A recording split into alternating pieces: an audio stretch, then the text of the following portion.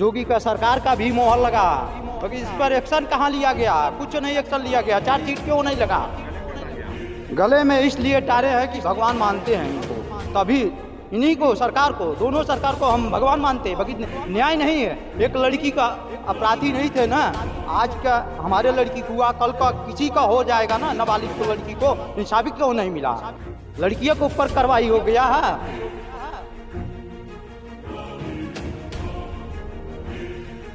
हम जाएंगे सर, तो कई बार हमको थाने में बंद कर दिए, बेल्ट और जूता से हमको मारे। अब क्या शर्म के वाली बात है, हम कह नहीं सकते हैं। ये सब तो बोल रहा हूँ मैं, अपना 2 बच्चे हैं, अपना कसम खा कर रहा हूँ।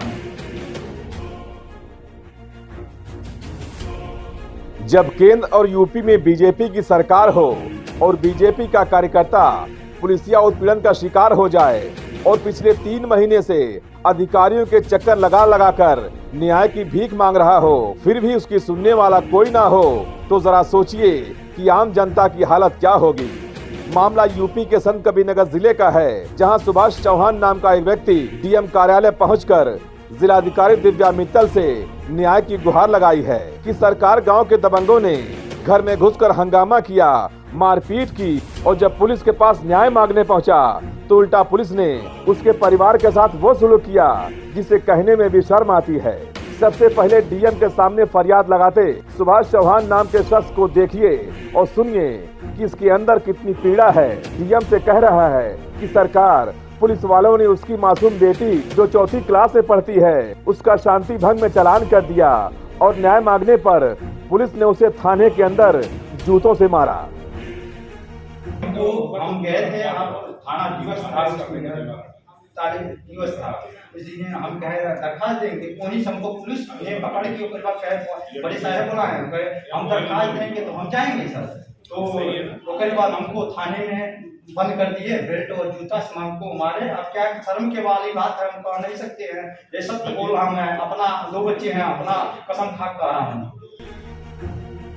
बीजेपी का वो कार्यकर्ता जो केंद्र की मोदी सरकार और यूपी की योगी सरकार को भगवान मानता हो, और ये हम नहीं कह रहे हैं, वो खुद अपनी जबान से बोल रहा है कि मैं दोनों सरकारों को भगवान मानता हूँ, मैं बीजेपी का कार्यकर्ता हूँ। लेकिन आज बीजेपी का कार्यकर्ता ही पुलिसिया उत्पीड़न का शिकार हो गया, और मैं चाहता हूँ कि जिन्होंने हमारे ऊपर और हमारी नाबालिग बेटी पर फर्जी मुकदमा दर्ज किया है, उनके खिलाफ सख्त कार्रवाई की जाए। मामला संत कबीरनगर जिले के धनगढ़ा थाना क्षेत्र में आने वाले बड़गांव गांव का है। सुभाष चौहान का आरोप है कि गांव के कुछ दबंगों ने जमीनी विवाद को लेकर उससे मारपीट की और उसकी बेटी पर फर्जी मुकदमा दर्ज कराकर शांति भंग में चालान करवा दिया। पुलिस के पास न्याय मांगने के लिए थाने पहुंचा तो पुलिस ने उसे चप्पलों से पीटा। हमारा नाम सुभाष चौहान नाम है सर। क्या मामला आपका है? मामला है 11 साल का लड़की को हमारे घर में घुस के मारे थे।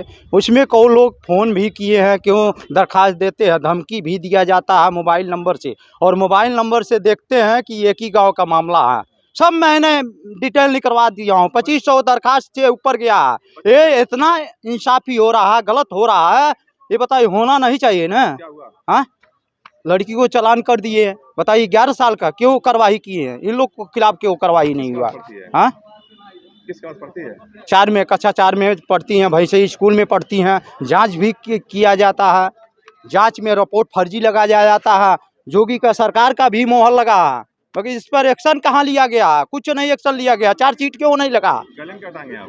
गले में इसलिए टारे हैं कि भगवान मानते हैं इनको, तभी इन्हीं को, सरकार को, दोनों सरकार को हम भगवान मानते हैं। बाकी न्याय नहीं है। एक लड़की का अपराधी नहीं थे ना, आज का हमारे लड़की हुआ, कल का किसी का हो जाएगा ना। नाबालिग को, लड़की को इंसाफ क्यों नहीं मिला?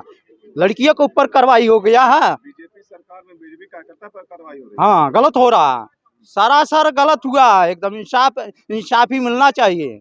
4th क्लास पढ़ती पर शांति भंग कर दी इसको। हाँ, शांति भंग किए हैं, एक बार नहीं, कई बार लिखा गया है। तो आप सरकार से क्या चाहते हैं? यही सरकार से चाहते हैं, जो भंग किया उसके ऊपर कार्रवाई होना चाहिए, जो दोषी है उसके खिलाफ चार्जशीट लगना चाहिए। जो हमको फर्जी में फंसाया 504, 506 इसमें लिखा है, कार्रवाई कोई जरूरत नहीं लिखा है, उसमें कार्रवाई की जरूरत नहीं है, तो क्यों मुकदमा फर्जी किया?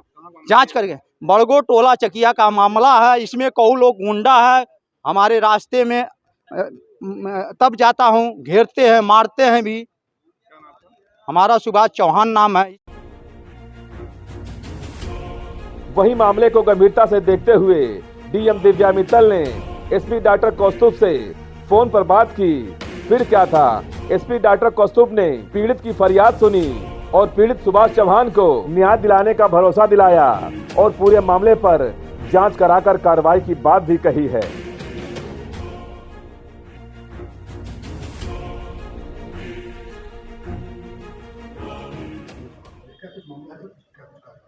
ये अभी अभी एक आवेदक द्वारा एक ज़मीनी विवाद को लेकर 107 की कार्रवाई में बताया गया है कि जिन लोगों का नहीं होना था उनका भी चालान किया गया है। अभी अभी मामला संज्ञान में आया है। इसकी जांच क्षेत्राधिकारी धनघटा से करवाते हुए जो भी अग्रिम कार्रवाई होगी उसके हिसाब से कार्रवाई कराएगी। ये अभी अभी उनके माध्यम से पता चला है। अभी इसमें पूरी जाँच हो जाएगी। जो भी सही तथ्य निकल के आएंगे उस हिसाब से कार्रवाई की जाएगी।